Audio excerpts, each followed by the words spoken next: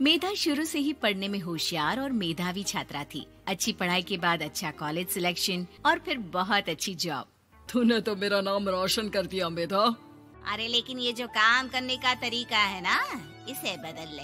18 घंटे काम करेगी तो कल को बच्चा कैसे संभालेगी? तुम्हारी तरह पागल नहीं हूँ माँ, जो बच्चे और परिवार में फंस जाऊँ।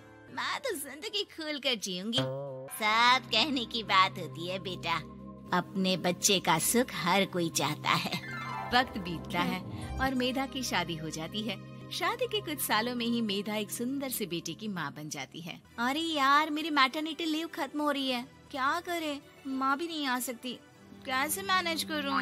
ऐसा करते हैं, इसके लिए एक केयर टेकर रख लेते हैं, वो देखा करेगी इसे।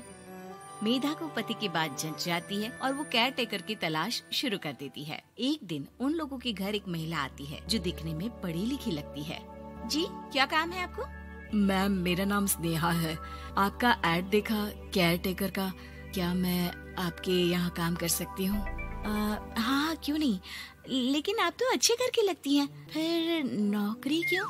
दरअसल मेरे ससुराल वालों ने मुझे घर से निकाल दिया क्योंकि मैं माँ नहीं बन सकती और माता पिता भी नहीं है इस दुनिया में। तो अरे कोई बात नहीं, तुम लक्ष्य को ही अपना बच्चा समझो और यहीं रहना, और किसी भी चीज की जरूरत हो ना तो बता देना। नेहा खुशी खुशी लक्ष्य को संभालने लगती है। रात को जब मेधा घर पर आती है, अरे क्या बात है स्नेहा, तुमने खाना नहीं खाया क्या? अरे दीदी, आपका बेटा टाइम दे तब ना। अरे तो जब वो सोता है तब खा लिया करो। तब तो मैं इसके पास ही बैठी रहती हूँ। कोई मच्छर या कीड़ा काट ले लक्ष्य को तो अब आप पकड़ो, मैं खाना खा लेती हूँ। स्नेहा वहाँ से चली जाती है। बहुत ही अच्छे से ख्याल रख रही है ये लक्ष्य का। मेधा, इतना तो शायद तुम भी ध्यान नहीं देती। मेधा को पति की बात बुरी तो लगती है लेकिन कुछ नहीं कहती। धीरे धीरे स्नेहा मेधा और उसके पति के साथ बाहर भी जाने लगी। सुनो, स्नेहा को भी बाजार ले चलते हैं, वो क्या है ना, लक्ष्य को देख लेगी जब तक मैं शॉपिंग कर लूंगी। हाँ चलो, वैसे मैं चाह रहा था कि लक्ष्य को लेकर हम दोनों ही चलते। क्या यार, तुम तो फ्री में इमोशनल हो जाते हो, कितना देख लेंगे हम दोनों मिलकर, ले चलो उसे। कार से निकलकर मेधा और लक्ष्य रोड क्रॉस कर रहे थे कि सामने से कार आ जाती है। मेधा का ध्यान नहीं होता लेकिन स्नेहा तुरंत लक्ष्य को मेधा से छीन लेती है। मेधा गिर जाती है और कार मेधा को छूकर निकलती है, जिससे मेधा को खून आ जाता है। पति मेधा को हाथ देकर उठाता है। स्नेहा लक्ष्य को लेकर गले लगाई रहती है। थैंक्स स्नेहा, मैंने तो ध्यान ही नहीं दिया था कि कार आ रही है। स्नेहा का गुस्सा मालकिन पर टूट पड़ता है। अरे कैसी माँ है आप, अगर आज कुछ लक्ष्य को हो जाता तो मैं आपको कभी माफ नहीं करती। छोटा सा बच्चा है, उसे चोट लगती है तो पता है कितनी तकलीफ होती है। पति भी स्नेहा को देखने लगता है कि उसे क्या हो गया। मेधा को स्नेहा पर काफी गुस्सा आ जाता है। घर आकर कहती है, देखो स्नेहा, माना तुम लक्ष्य को बहुत प्यार करती हो, लेकिन वो मेरा बेटा है, मैं कभी जानबूझकर उसके साथ बुरा नहीं कर सकती, समझी? मुझे माफ कर दीजिए, मैं लक्ष्य को लेकर कुछ ज्यादा ही सेंसिटिव हो चुकी हूँ। मैं ध्यान रखूंगी कि आगे से ऐसा ना हो। मेधा का मन स्नेहा से अब हटने लगा था। एक शाम मेधा ऑफिस से घर आती है कि लक्ष्य उसे दिखाई नहीं देता और ना ही स्नेहा। वो स्नेहा के कमरे में जाती है जहाँ दोनों सो रहे होते हैं। अरे स्नेहा, लक्ष्य को आज इस कमरे में क्यों सुला दिया? दीदी, मुझे नींद आ रही थी, ऐसे में उसे कमरे में अकेले लिटाना मुझे ठीक नहीं लगा। मेधा बच्चा उठाने लगती है कि स्नेहा टोक देती है। रहने दीजिए ना दीदी, सो रहा है, फालतू में नींद खराब हो जाएगी। मेधा को गुस्सा आ जाता है और वो बच्चा उठाकर वहाँ से चली जाती है। अगले दिन मेधा स्नेहा को बुलाती है, साथ में एक और लड़की खड़ी होती है।